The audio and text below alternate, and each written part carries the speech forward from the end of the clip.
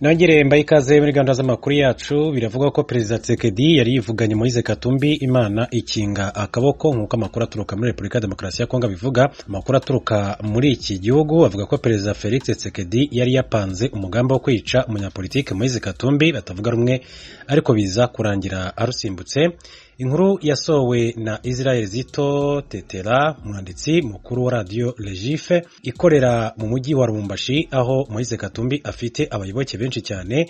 Ivuga ko ari umugambi wapanzwe na Perezida Felix Tshisekedi ubwo abatavuga rumwe n'ubutegetsi bwe baheruka myigaragambye Kinshasa ku itariki 20 Gicurasi 2023. Israel Zito Tetera yasohoye inkuru ivuga ko Perezida Tshisekedi mu buryo bw'ibanga yasabye Minisitiri w'Umutekano na Meya w'umujyi wa Kinshasa gutegura uko bazivugana Moise Katumbi ubwo azaba ari mu kivunge cy'abigaragambya kuri uwo munsi.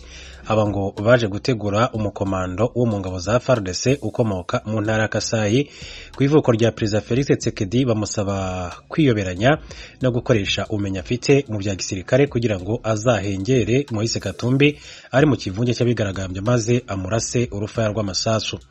Aya makuru akomeza avuga ko muri iyo myigaragambyo ku itariki 20 Gicurasi 2023 amasasu agera kuri 6 yarashwe ku modoka yari itwaye Moise Katumbi hagamijwe kumuhitana, ariko Imana ikinga akaboko nihagira na rimwe rimufata. Gusa ngo rimwe ryaje gufata umwe mu bashinzwe umutekano we riramukomeretsa ahita ajyanwa mu bitaro. Ubu mu ntara ya Katanga ahabarizwa abarwanashyaka benshi cyane ba Moise Katumbi bariye Karungu ndetse kandi baha Kasopo Perezida Felix Tshisekedi bamubwira ko nibeshya kwica Moise Katumbi Repubulika ya Demokarasi ya Kongo izahita imera nk'igihugu kidafite ubuyobozi. Anashyigikiye Moise Katumbi muri Katanga kandi bavuga ko bazahita bashoza intambara ku butegetsi bwe mu gihe afite n'indi ya M23 itamworoheye. Abanyakatanga kandi bavuga ko Perezida Felix Tshisekedi abangamiwe cyane n'umukandida wabo Moise Katumbi, ndetse ko ari gukoresha ibishoboka byose kugira ngo ntibazahurire mu matora y'umukuru w'igihugu ateganyijwe mu mpera z'uyu mwaka wa 2023 kubera gutinya igikundiro afite mu banyekongo bashobora kumunagazaho amajwi. Duhere ku makuru avugwa hirya no hino ku isi.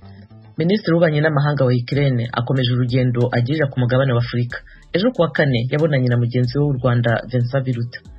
Mbere y'uko ajya i Kigali mu Rwanda yagiranye ikiganiro n'abanyamakuru ku cyicaro cy'umuryango w'ubumwe bwa Afurika ya Addis Abeba muri Ethiopia, asaba ibihugu bya Afurika gushyigikira Ukraine mu ntambara irimwo n'Uburusiya no kuvuga aho bihagaze ku bushotoranyi yakorewe n'Uburusiya. Ibindi byavugiwe muri icyo kiganiro tubibaza mugenzi wacu Diane Ninahazwe. Muri ico kiganiro Dimitri Kuleba yavuze ko Ukraine ibabara igihe cyose ibihugu vya Afrika vyanse gutora vyerekana aho bihagaze muri iyo ntambara. Kuleba yasiguye ko igihe cyose igihugu canse kwerekana uruhande kiriko kiba canse gushigikira ukwikukira no kwigenga kwa Ukraine. Kubwa Kuleba, kuterekana aho ibihugu bitandukanye bihagaze biza bisongera isibe no gutora umuti. Gushigikira Ukraine navyo bigasa nko kubahiriza amategeko mpuzamakungu atandukanye n'ayagenga ONU nk'uko umutegetsi abandanya bivuga. Igenekerezo rya 22 ukwezi kwa kabiri umwaka wari urumanye umunsi ku yundi Uburusiya butanguye kugaba ibitero muri Ukraine. Kuri iryo genekerezo mu nama nkuru ya ONU ibihugu 22 kuri 54 bigize umuryango w'ubumwe bwa Afrika byananse gutora, ibindi vyirinda kugira ico bivuze ku ngingo yasaba ko Uburusiya buvana ingabo zabwo muri Ukraine.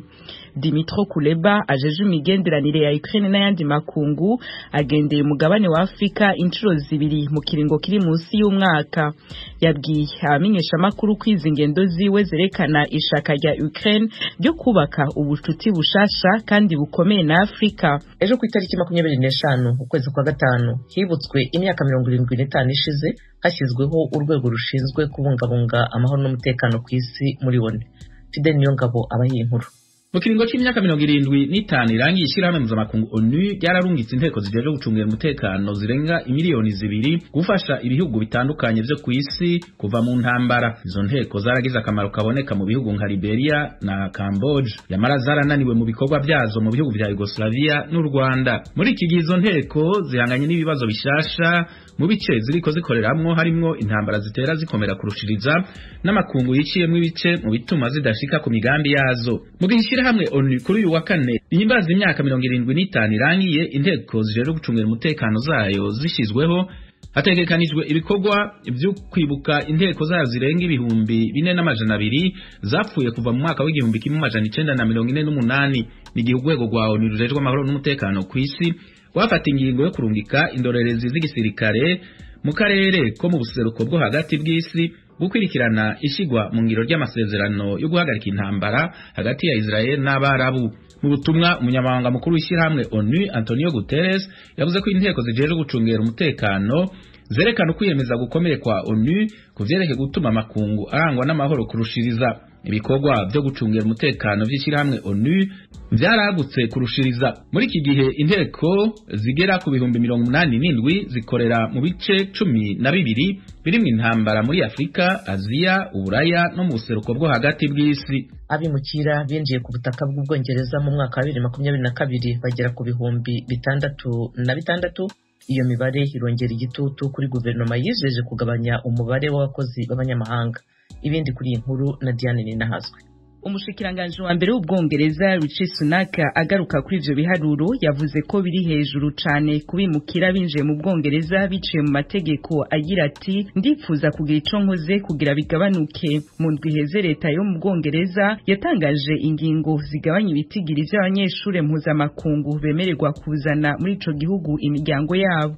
Umushikiranganje wa mbere Sunak agasigura ko izo ngingo ziri mu zizotuma ibiharuro vy'abimukira bigabanuka. Ikibazo c'abimukira camye ari nkoramutima muri politike y'Ubwongereza kuva kera, kiri no mu bibazo vya mbere vyatumye mu mwaka wa 2016 hatunganywa kamarampaka yari igamije kuva mu muryango umwe bwa Buraya. Jay Lindop, umukuru w'ikigo kijejwe vy'abimukira mpuzamakungu mu Bwongereza, akaba asigura ko igabanuka ry'ikiza ca COVID-19 n'intambara y'Uburusiya na Ukraine biri mu vyatumye ibiharuro vy'abimukira mu Bwongereza vyongera. Imwe mu mikenyuro Ubwongereza bwari bwarafashe yari yo kurungika mu Rwanda abimukira binjira ku butaka bwabwo biciye mu nzira zinyuranye n'amategeko.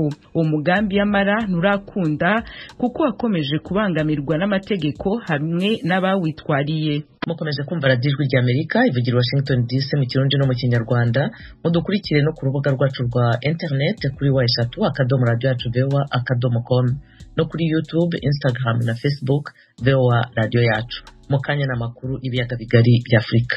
Mu Burundi abagize umurwi ushinzwe ukuri no kunywanisha abarundi CVR kuwa gatatu wagendereye abanyamakamba bavuze akabari ku mutima cyane cyane amasambu n'ibindi banyazwe batari basubizwa.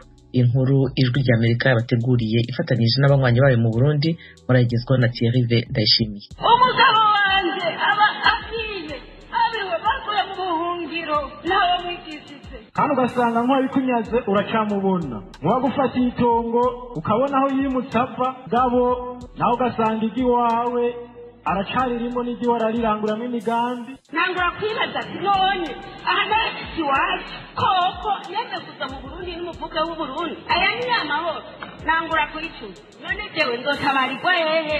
Ni bamwe mu bashikirije ibibazo n'intererano mu nama umugwi ujejwe gutohoza ukuri no kurekuriranira wagirishije abanyamakamba kuri wa 25 Rusama, mu gihe abagize uwo mugwi bari biteze ko bahakura ivyiyumviro ku bwicanyi bwabaye mu ntara y'Amakamba kuva muri 72. Benshi babasabye kubandanya isemo umugwi warujejwe ibibazo by'amatongo n'ayandi matungo utatogeje. Kwizera Dieudonné ni umunyevugizo. Mwagufatiye itongo ukabona aho yimutse ava gushika inosanga wa muntu aje kuvuga ati twaravuye Tanzania imani natuzana turashika hano, umaze gushika ha mu gihugu ukaguma birabisha amaso. Mabonayo Martin nawe afise sebukwe igatwe. Uwo sebukwe asaba itongo ririmwo mushiki w'uwahoze arongoye Uburundi Jean Baptiste Bagaza. Kimugabo baranyomoye ubujewe ndigatwe mugabo itongo giwanje riri ibururi dohana imbibi. Ati simvuga rero byarigeze kuduga tugeza n'aba telefona